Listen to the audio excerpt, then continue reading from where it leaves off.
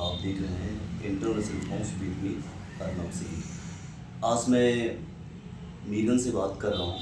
Megan तहसील district Bareilly है और यहाँ पर मैं आज कुछ हॉस्ट हैं एज ए गेस्ट बन के यहाँ पर एक इंटरव्यू ले रहा हूँ।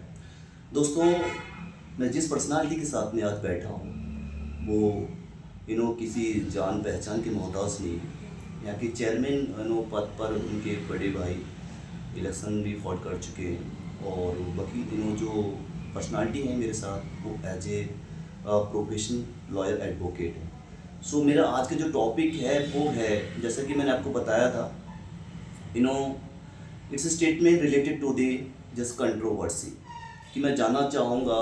अभी रिसेंटली दिल्ली में AIMIM के जो फाउंडर हैं असदुद्दीन ओवैसी साहब, उन्होंने एक स्टेटमेंट पास किया है। उसमें उन्होंने बोला है कि भारत में कि जो मुस्लिम कम्युनिटीज़ के लोग हैं उनको प्रेशराइज किया जा रहा है। तो मैं जानना चाहूँगा नाबिद साहब से कि क्या ये कितना सत्य है, ये पॉलिटिकल स्टेटमेंट है, क्या उनका कहना सही है ये? हेलो, नमस्कार सर। आदाब sir, first of all just introduce my audience about yourself. Actually मेरा नाम नवेद खान एडवोकेट है।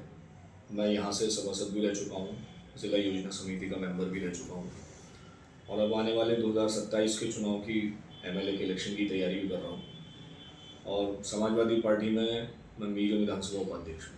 बहुत बढ़िया सर। मेरा आज का टॉपिक है कि अभी 2 दिन पहले AIMIM के जो फाउंडर हैं असदुद्दीन ओवैसी साहब, उन्होंने एक स्टेटमेंट पास आउट किया है कि भारत के मुसलमान हैं, मुस्लिम कम्युनिटीज़ है, उन पर गवर्नमेंट प्रेशराइज कर रही है, उनको दबा कर रख रही है। क्या कितना सही है इस बात को लेकर?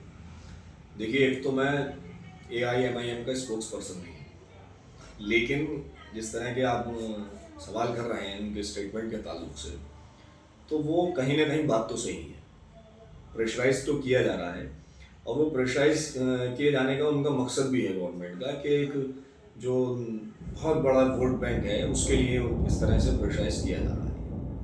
सर, उन्होंने अभी रिसेंटली ये भी कहा कि एक लिस्ट उनके पास बहुत सारी क्राइम्स अगेंस्ट हुए मुस्लिम कम्युनिटीज़ के, तो उन्होंने एक लिस्ट जारी किया है। तो उसमें उन्होंने पढ़ के सुनाया कि दिल्ली में कुछ क्राइम्स हुआ है, लखनऊ में हुआ है, बरेली डिस्ट्रिक्ट पड़ती उसमें हुआ है, और तौफीक रजा साहब हैं उनके खिलाफ। तो ये क्या अभी दंगा हुआ बरेली में, कर्फ्यू लगा था, क्या उसको लेकर क्या ऐसा कुछ है नहीं अपोजिंग पार्टी की तरीके से कोई ऐसा मतलब क्राइम किया गया हो तभी उनके खिलाफ एक्शन लिया गया हो? देखिए, मॉब लिंचिंग वगैरह पहले बहुत कम होती थी और वो कोई मजहबी एतबार से मॉब लिंचिंग नहीं होती थी। क्रिमिनल्स की होती थी। ये क्रिमिनल्स जो हैं वो किसी भी एक निहत्थे को पकड़ के मॉब लिंच कर देते थे, चाहे वो लूट के हिसाब से कुछ हो। लेकिन ये जब से 2014 से हम लोगों की राजनीति यहाँ पे हिंदुस्तान में बदली है, तो मॉब लिंचिंग आपको ज़्यादातर देखने को मिलेगी तो वो अल्पसंख्यक यानी कि सीधे सीधे मुसलमान या दलितों के साथ देखने को मिलेगी, जबकि वो किसी के लिए नहीं होना चाहिए। और वो सिर्फ इसीलिए है कि नफरत इस तरह के फैला दिए जाए कि हम जिस तरह से अंग्रेज जो थे वो लोगों को बांटने का काम करते थे, डिवाइड एंड रूल का, उसी बेसिस पे ये लोग भी चल रहे हैं। तो इनका काम भी यही हो गया है कि जिस तरह से हम ये डिवाइड एंड रूल का गेम खेलेंगे तो हम लोग यहाँ अक्सरियत हमारी है ही और हम यहाँ सरकार बना के बैठे रहेंगे। बट सर, पॉलिटिक्स तो यही कहती है कि अभी दिल्ली में जो एक केस हुआ था, वहाँ पर एक लड़की को रेप भी किया, उसको फिर काट कर को बोरे में बंद भी करते हैं। Actually case from Muslim community से आता है, तो कितना सत्य है उनकी बातों में? देखिए, चाहे वो मुस्लिम कम्युनिटी करे या हिंदू कम्युनिटी करे, देखिए जान लेने का अधिकार किसी को नहीं है। और वो मॉब लिंचिंग के उससे हो, वैसे तो देखिए क्राइम जो है मर्डर्स के एतबार से तो आए दिन आपको देखने ही मिलते होंगे। तो वो अगर मुस्लिम कम्युनिटी की तरफ से हो रहा है या हिंदू कम्युनिटी की तरफ से हो रहा है तो वो तो गलत ही है ना, उसे सही कैसे कह सकते हैं? तो आप क्या सोचते हो कि जो असदुद्दीन ओवैसी साहब हैं, क्या अपने लिए कर रहे हैं पॉलिटिकल स्टेटमेंट है इनका? भाई देखिए, वो उनके अपने लिए कैसे कह सकते हैं, लेकिन सही बात तो सबको कहनी चाहिए ना। चाहे वो कांग्रेस गवर्नमेंट हो, समाजवादी हो या MIM हो, सबको जिसके साथ जाती हो रही है उसकी बात तो उठानी चाहिए ना, और उसमें कोई बुरी बात भी नहीं। जिसके साथ जुल्म हो रहा होता है उसी की बात कही भी जाती है। ओके सर, अभी उन्होंने एक और स्टेटमेंट पास आउट किया है। उन्होंने कहा है अमेरिका और इजराइल का वॉर चल रहा है, इज इट राइट? बिल्कुल, अमेरिकन इजराइल का वॉर चल रहा है। ओके, तो उसमें अमेरिका ने और इजराइल ने मिलकर साथ में ईरान पर अपना अटैक किया है। तो उसमें जो वहाँ के सुप्रीम लीडर हैं खामनी साहब की डेथ हो गई है। तो उन्होंने कहा है कि ऐसा नहीं करना चाहिए, अमेरिका को अटैक नहीं करना चाहिए, इजराइल को अटैक नहीं करना चाहिए, कि इंडिया का क्या स्टैंड है इसमें? देखिए, इंडिया का स्टैंड तो वैसे हमेशा से, अब मैं आपको अगर ऐसे ही देखें तो ये वही इजराइल तो है जो फिलिस्तीन को तबाह कर दिया है, जिसने रोज़ाना बच्चों को, मासूमों को, बुजुर्गों को, जबकि जंगें जो लड़ी जाती हैं, लड़ाई होती हैं, आपने कभी देखा होगा तो आर्मी से आर्मी के बीच होती है, पब्लिक से लड़ाई नहीं लड़ी जाती। और ये कितने साल से इसराइल जो है अमेरिका के ज़रिए इस फिलिस्तीन को, गाज़ा पे कितना जुल्म ज़्यादती कर रहा है।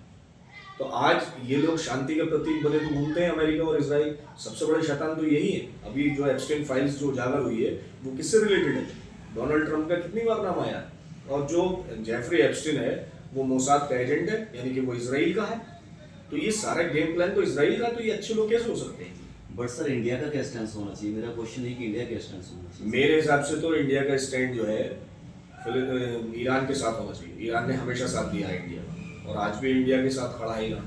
कभी उसने, जो खमेनी साहब आप जिनका जिक्र कर रहे हैं, वो भी तो प्रॉपर रहने वाले इंडिया से ही है। बाराबंकी से, मुझे पता नहीं है, हाँ, लेकिन अपने यहाँ उत्तर प्रदेश में एक जिला है, बाराबंकी से वो ताल्लुक रखते। उनके जो दादा थे वो शायद 1870 के समथिंग ये ईरान चले गए, माइग्रेटेड हो गया। हाँ। तो ये लोग तो प्रॉपर इंडियंस ही हैं।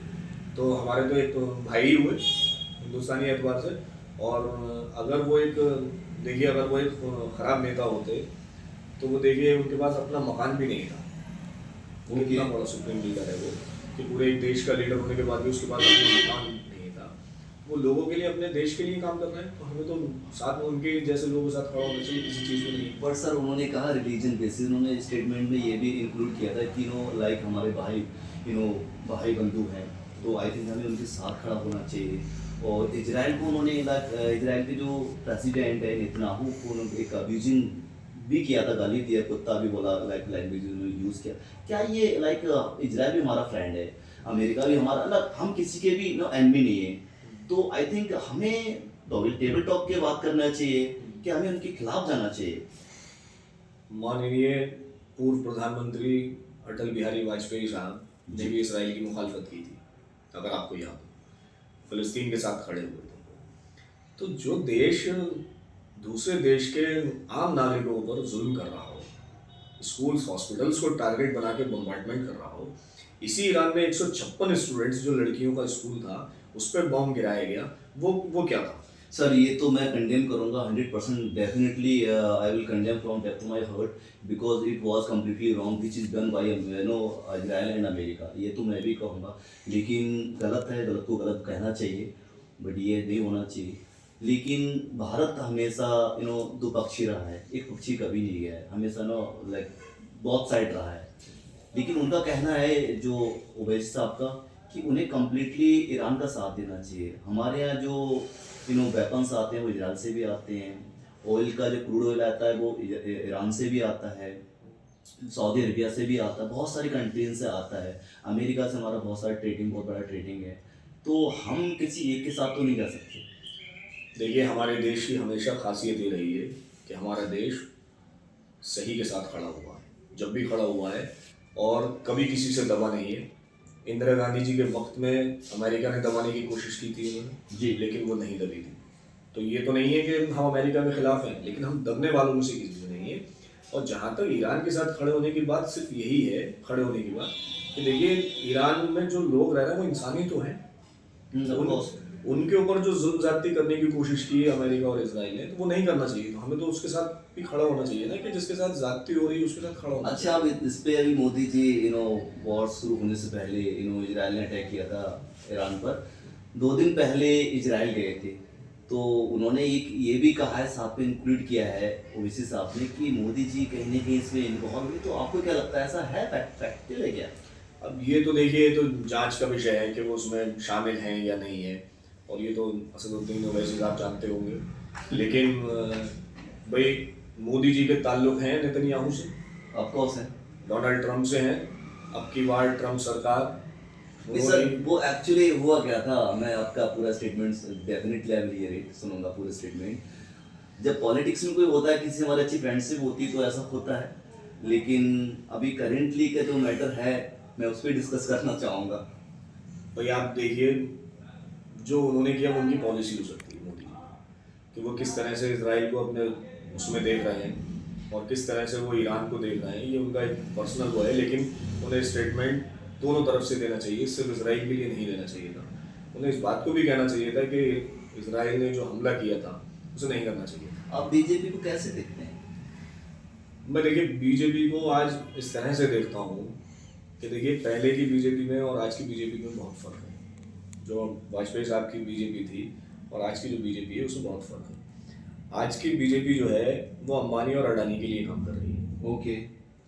उसे मतलब नहीं महंगाई से, बेरोजगारी से या देश की तरक्की से, इन्हें कोई मतलब नहीं। क्योंकि अगर आप देखेंगे जिन मुद्दों को लेकर वो राजनीति में आए थे 2014 में, तो उन्होंने 15 लाख का वादा किया था, 2 करोड़ रोजाना हर साल रोजगार देने की बात की थी, और जो सिलेंडर की कीमत जो थी 350-400 रुपये, उस वक्त की वो महंगाई दिखाई गई थी। 50 रुपये का पेट्रोल डीजल महंगा दिखाया गया था। आज वो पेट्रोल डीजल 100 रुपये बिक रहा है। आज वही गैस जो 350-400 रुपये महंगी दिखाई गई थी, आज वो 800-900-1000 रुपये में बिक रही है। 2 करोड़ जो रोजगार की बात थी वो कहीं कोई पूरी नहीं हुई, किसी के खाते में कोई 15 लाख नहीं आए। तो ये कहीं ना कहीं, और फिर कर्ज जो है हमारे देश पे वो लगातार बढ़ता ही चला जा रहा है।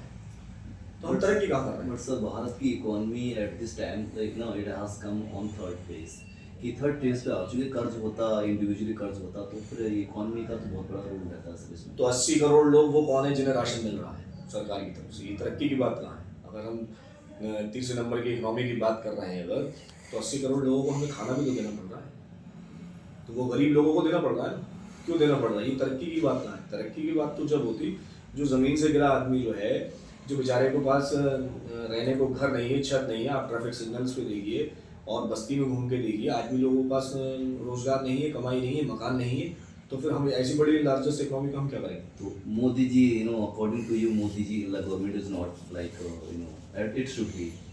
बिल्कुल सही नहीं है। हम कैसे सही कहते? सही काम कर रहे हो तो सब तारीफ करते, और सिर्फ इलेक्शन जीतने को आप नहीं कह सकते कि आदमी जीतता चला जा रहा है तो सही है। ज़रूरी इस बात पे है कि लोगों के पास पैगाम किस तरह का जा रहा है, मोहब्बत का पैगाम जा रहा है या लोगों को बांटने का या नफरत का पैगाम जा रहा है, या किसी एक वर्ग को या किसी उसको के साथ प्रेशराइज किया जा रहा है, उसे डराने की बात की जा रही है। तो ये तो एक सही तरक्की की बात नहीं है ना सर। अभी हारमुज जो एक ऐसा जगह है, एक पोर्ट है, जहाँ पर अभी 28 अभी जहाज भारत के फंसे हुए हैं। वहाँ से निकल एक ओनली वन लाइक पोर्ट जहाँ से रास्ता है, हाँ, जो भारत के जहाज आ सकते हैं।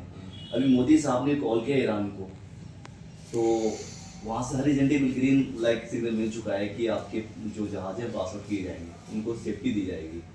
और उस पर भी उन्होंने, ओवैसी साहब ने एक पॉलिटिकल एक स्टेटमेंट पास आउट किया है। उन्होंने कहा है कि मोदी जी साहब ने जस्ट सहानुभूति लेने के लिए कॉल किया है। तो क्या ये फैक्ट है क्या? अब देखिए, इसी आपके सवाल में इस बात का जवाब आ गया कि ईरान हमारे साथ खड़ा है नहीं खड़ा है।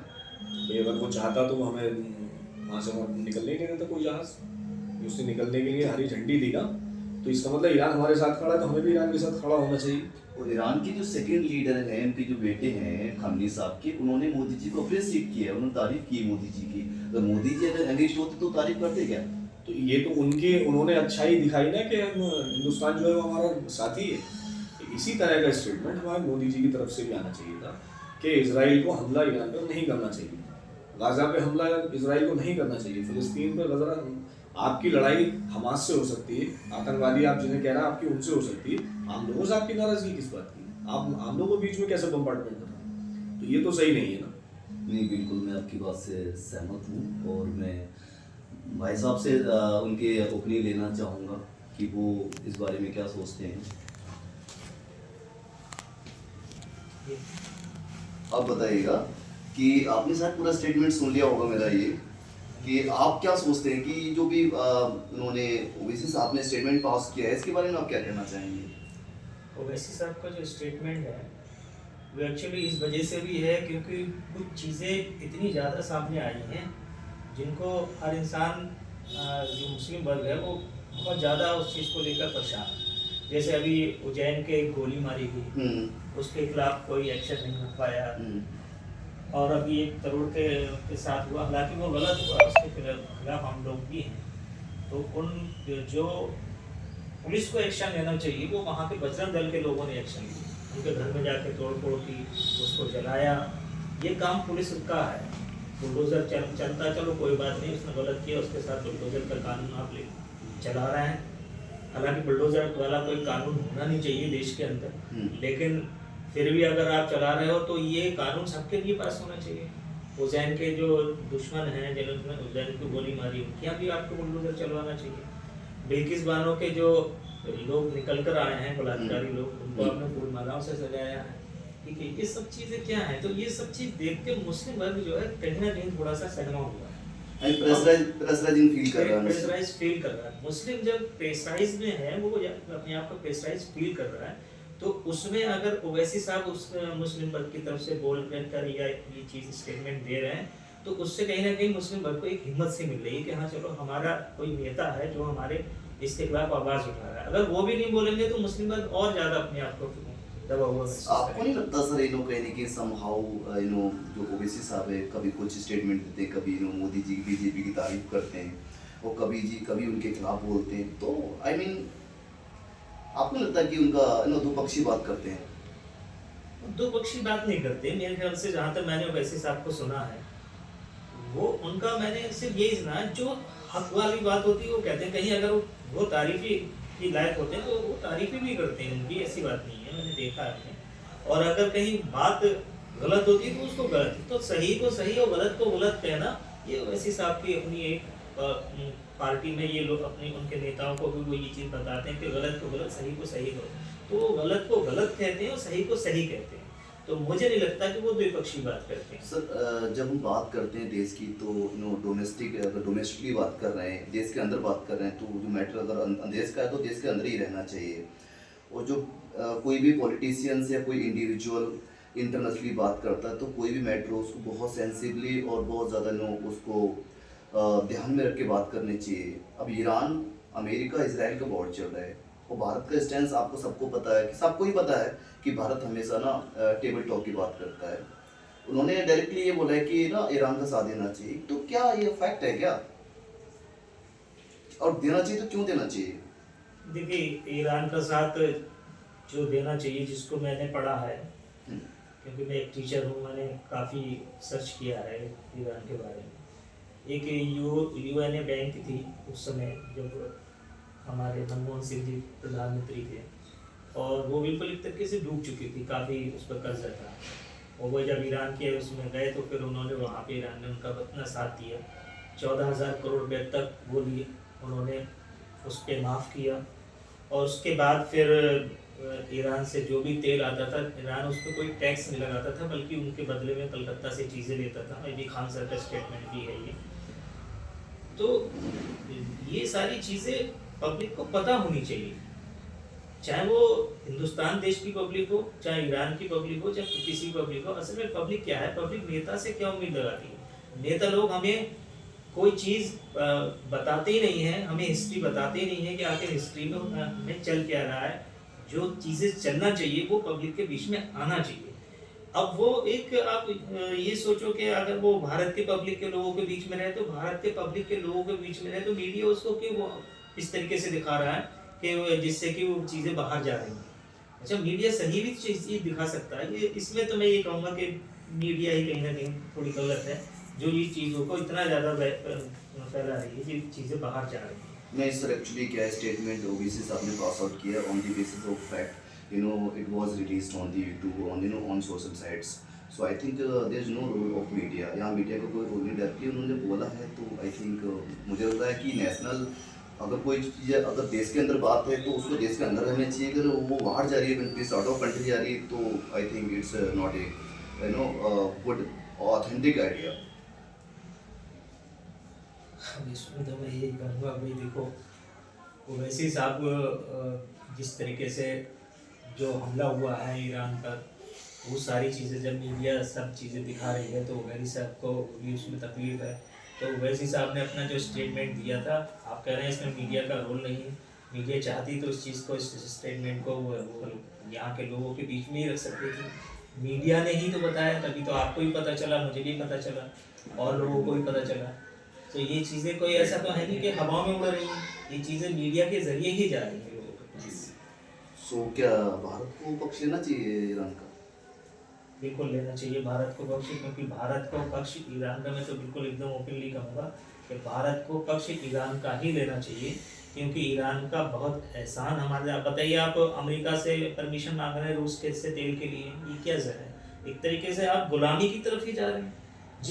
जिस आज़ादी को दिलाने के लिए गांधी जी ने अपने कपड़े उतार दिए, वो चाहते तो अपने बैरिस्टर थे, वो अपने घर पे बहुत ऐशो आराम की ज़िंदगी काट सकते थे, वो धोती कुर्ते में आ गए। बताइए, ऐसे लोगों ने हमें आज़ादी दिलाई है, और वैसे मोदी जी क्या कर रहे हैं कि अमेरिका से परमिशन मांग रहे हैं कि हमारे यहाँ तेल की कमी है, कि हमें रूस से तेल, वो कह रहे हैं चलो रूस से जो है आपको 30 दिन का तेल दे देगा। तो ये क्या है? एक तरीके से गुलामी है। तो सर ये स्टेटमेंट कहीं रिलीज हुआ है, कहीं कोई वीडियो ऐसा आया सामने आपके जो जी जी मोदी जी, जी ने? ये बिल्कुल ये चल रहा है, सोशल मीडिया पे भी खूब चल रहा है, और मैंने अक्सर देखा भी है। अच्छा मुझे एक बार, अब हम लोग ईरान का साथ देने के लिए ठीक है, हमें देना चाहिए, भारत को देना चाहिए। अभी पहलगाम अटैक हुआ था, आपने सुना पहलगाम अटैक के बारे में? जी मैंने सुना है पहलगाम अटैक। क्या हुआ था एग्जैक्टली, बताएंगे थोड़ा मुझे? पहलगाम अटैक में वहाँ के जो आए थे लोग, उन्होंने रिलीजन देखकर ही तो उस पर गोली बरसाई। हालांकि ये गलत है, मैं इसके खिलाफ हूँ, उन्हें इस तरीके का कोई भी नहीं करना चाहिए। लेकिन एक चीज़ वो भी थी कि वहाँ पर एक मुस्लिम लड़के ने वहाँ पर कई लोगों की जान भी बचाई थी, तो सही था। पहलगाम अटैक मेरे हिसाब से गलत था, और नहीं होना चाहिए पहलगाम अटैक। एक रिलीजन को देखते हुए कोई भी अटैक किसी तरीके का अगर हो रहा है तो वो नहीं होना चाहिए। ओके, तो उसमें कौन सी कंट्री थी जो भारत के पक्ष में आई थी? ईरान आया था, इजराइल आया था? इसके बारे में मुझे ध्यान नहीं है। सर इजराइल आया था, मैं बताता हूँ आपको। इजराइल उस समय क्या है, पक्ष में डायरेक्टली पाकिस्तान के खिलाफ इजराइल ने डायरेक्टली स्टेटमेंट दिया कि इनको इनकी भाषा में जवाब देना चाहिए। सर आप कुछ कहना चाहते हैं? जी, क्या ईरान ने उस अटैक को सही कहा था? नहीं, ईरान ने एक्चुअली सही तो नहीं कहा, लेकिन कुछ कोई भी देश इस बात को सही नहीं कहेगा कि आप मजहब के नाम पे किसी की जान लें, किसी निर्दोषों की जान लें। अच्छा ठीक, आज पहलगाम पे में जो अटैक हुआ था, हम लोग यही तो मानते हैं पाकिस्तान की तरफ से हुआ था, हम सब यही जानते हैं। ठीक, वो एक ऐसी जगह है पहलगाम, एक जम्मू कश्मीर का एरिया, वहाँ पे हर किलोमीटर पे आपको एक चेक पोस्ट मिलेगा। जी ठीक, पहलगाम अटैक हुआ हो, पुलवामा अटैक हुआ हो, उरी हमला हुआ हो, ये जितने हमले हुए ज़्यादातर सब गवर्नमेंट तो बीजेपी सरकार में। ठीक, तो हमारी फोर्स वहाँ पे इतनी बहुत सी है। हमारी LIU क्या कर रही थी? जितने भी हमारी सिक्योरिटीज हैं, ये सब क्या कर रही थी? और आज तक ये पता नहीं चल पाया वो कौन लोग थे। इतनी सिक्योरिटी के बीच में कैसे आप एक हथियार लेके अगर निकलेगा, आप निकल नहीं सकते। और उन्होंने 1 घंटे तक फायरिंग की, वहां किसी तरह का कोई नहीं पहुंचा 1 घंटे तक। आप खुद सोचिए, 1 घंटे तक कहीं फायरिंग आप देहात में करा देंगे, पुलिस पहुंच जाएगी, और वहां नहीं पहुंचे इतनी देर तक। तो कहीं ना कहीं सवाल और जांच का विषय है। पॉलिटिकल गेम हो सकता है, it might be political game, because like अगर आप जो बोल रहे हैं कि वहाँ पर कोई पुलिस मान नहीं पहुंचा या कोई LIC नहीं पहुंची, तो हो सकता है it might be political game. But मैं पॉलिटिकल नहीं कह रहा हूँ, हाँ, लेकिन जो भी उसकी जांच तो होनी चाहिए थी। ये देखना तो चाहिए था कि भाई वो हमारी जो सिक्योरिटी फेलियर था वो क्यों हुआ। बट सर वो एक्चुअली ऑलरेडी जब मेंशन किया गया कि पाकिस्तान की साइड से बिल्कुल, हुआ है, बिल्कुल। और वो पाकिस्तान के ही लोग थे। हाँ, हाँ, हाँ। तो अरे मुझे वो लगा तो- कि क्या उसमें फिर जांच की, तो देखिए, इंटरनली अगर भारत के अंदर कोई जांच की बात हाँ, आती है तो इन्वेस्टिगेशन करना चाहिए। बिल्कुल नहीं, वो भी होना चाहिए। और पाकिस्तान की तरफ से अटैक हुआ, हम पाकिस्तान को आतंकवादी देश मानते हैं, हम तो ये कहते ही नहीं। आतंकवादी देश है, सारी खुराफातें वहीं से होती हैं। हम उस बात को कह रहे हैं, हिंदुस्तान की सबसे बड़ी फौज जम्मू कश्मीर में है, तो एक वहाँ पे किसी आतंकवादियों को आ जाना और वहाँ के आके हमारे हिंदुस्तान के भाइयों के ऊपर गोली चलाना मजहब के नाम पर, ये हमारे लिए, आप नहीं मानते ये कितनी शर्म की? नहीं सर होनी चाहिए, लेकिन उसमें ना इजराइल ही एक ऐसा देश है जो भारत के पक्ष में आया था। ईरान ने स्टेटमेंट पास हो गया and it is not we just condemn for this incident. Israel said no, Iran said this. Iran ने ये कहा था कि हम कंडेम करते हैं, निंदा करते हैं इसकी, लेकिन Israel openly just come to the fight. उसने भी तो निंदा ही की थी, वहाँ की लड़ाई थोड़ी लड़ी थी इजराइल। लड़ाई नहीं की, हमारे साथ तो हमारे जो ऑपरेशन सिंदूर था, हमारे हिंदुस्तान के फौजियों ने तो लड़ाई लड़ी थी। क्या नेतन्याहू यहाँ आके लड़ाई लड़े थे? उन्होंने तो स्टेटमेंट दिया था ना, और स्टेटमेंट कोई भी अगेंस्ट ईरान की तरफ से तो नहीं आया था कि साहब ये अटैक सही हुआ है। ईरान ने कब कहा कि ईरान कश्मीर वाले मामले में जब पाकिस्तान से भी बात हो रही थी तब ईरान ने भी तो इंडिया का साथ दिया था। पाकिस्तान के साथ कहाँ खड़ा हुआ नहीं, था? पाकिस्तान से तो वो since 1947 I think it is against of Pakistan. हम भी तो 1947 से अगेंस्ट हैं। We are partition on that time. नहीं, हम लोग भी तो उसके खिलाफ हैं। आप देखिए हिंदुस्तान की एक बहुत बड़ी आबादी जो मुसलमानों की आप कही जाती है, पाकिस्तान से ज़्यादा तो हिंदुस्तान में है। तो हम लोग तो सही मानते ही नहीं है। ये बंटवारा ही गलत हुआ, तो होना ही नहीं चाहिए था। नहीं, बिकॉज सर अब तो उसको तो खैर हम हाँ, नहीं कह सकते, लेकिन खुराफातों को तो रोक सकते हैं ना हम तो। तो आपके अकॉर्डिंग लाइक नॉट आपके अकॉर्डिंग, लेकिन ये on the basis of humanity कि भारत को किसके पक्ष में लाना चाहिए ऑनेस्टली? देखिए, भारत को तो इस तरह की बात करना चाहिए कि ये वॉर ना हो। भारत को इस तरह का स्टेटमेंट देना चाहिए कि ना ईरान की तरफ से ना इजराइल की तरफ से किसी को लड़ने की बात नहीं होनी चाहिए। देखिए, उसमें बहुत बड़ा नुकसान आम आदमी का होता है, जो अपनी ज़िंदगी चलाता है, अपने बीवी बच्चों को पालता है, परिवार को पालता है, और ये जंग जो है ये बर्बाद कर देती है। इसी तरह से फ़िलिस्तीन के साथ भी खड़ा होना चाहिए। जैसे इजराइल फ़िलिस्तीन के साथ जुल्म कर रहा है, गजा वालों को मार रहा है, क्योंकि 1947-48 में फ़िलिस्तीन ने ही तो जगह दी थी इजराइल को अपने देश में नहीं। आज कितना बड़ा एरिया उनको दिया था इजराइल को, और आज कितना बड़ा इजराइल के पास हो गया है। तो इस बात से अंदाजा लगा सकते हैं कौन सही है कौन गलत है। So it means like according to your answer, OBC's statement is wrong. नहीं, उन्होंने जो ईरान के मतलब की बात कही थी वो इसीलिए तो कही थी कि इस वक्त तो सही जो है वो ईरान ही है। इजराइल शांति के प्रतीक की बात करता है और कभी फ़लस्तीन पे हमला कर रहा है, कभी गाज़ा पे हमला कर रहा है, कभी ईरान पे हमला कर रहा है। और जेफरी एप्स्टीन जैसी चीज़ में उसका एजेंट का नाम आना, उसकी मोसाद जो यूनियन है इनकी सिक्योरिटी वाली, तो ये काम करती है, तो इससे ज़्यादा बुरी चीज़ क्या होगी? शैतान भी फेल है, जानवर भी फेल है। जिस तरह के एप्स्टीन फाइल्स में नाम आ रहे हैं, जिस तरह के उनके काम निकल के आ रहे हैं, ये सब कौन लोग थे? जेफरी एप्स्टीन कौन है? इजराइल का तो है, इजराइल का है। डोनाल्ड ट्रम्प साहब कौन है? सबसे ज़्यादा आप देखिए बच्चों के साथ जो वीडियोस आ रही हैं, सब आ रही हैं, वो तो मैं भी खिलाफ उनके। तो फिर हम कैसे डोनाल्ड ट्रम्प को या उन्हें सही कह देंगे? पूरी इंसानियत जो शर्मसार हो जाए। एक मैं समझता हूँ शायद जानवर भी ऐसी हरकत नहीं करेगा, सिर्फ शैतान ही कर सकता है। बीइंग ए ऑनेस्ट पत्रकार, मैं यही कहना चाहूँगा at the end of this video, कि हमें इंसानियत पर बात करनी चाहिए। बिल्कुल, हमें टेबल टॉक पर बात करनी चाहिए, बिल्कुल। कि किसी एक पक्ष में न जाकर हम दुपक्षीय बात करनी चाहिए, कोऑर्डिनेशनली बात करनी चाहिए, अप्रिसिएटिंगली बात करनी चाहिए हमारे लिए। तो अब बताओ कि आपको वीडियो कैसा लगा? नाविद सर एडवोकेट हैं and Ashish sir teacher and faculty हैं जो मीगन से ब्लॉगिंग करते हैं। आपको इनकी राय ओपिनियन कैसी लगी मुझे इनबॉक्स में बताना, कमेंट के थ्रू मेरे को अपना ओपिनियन अपनी पर्सनल गाइडेंस बताना। Thank you so much for watching this video.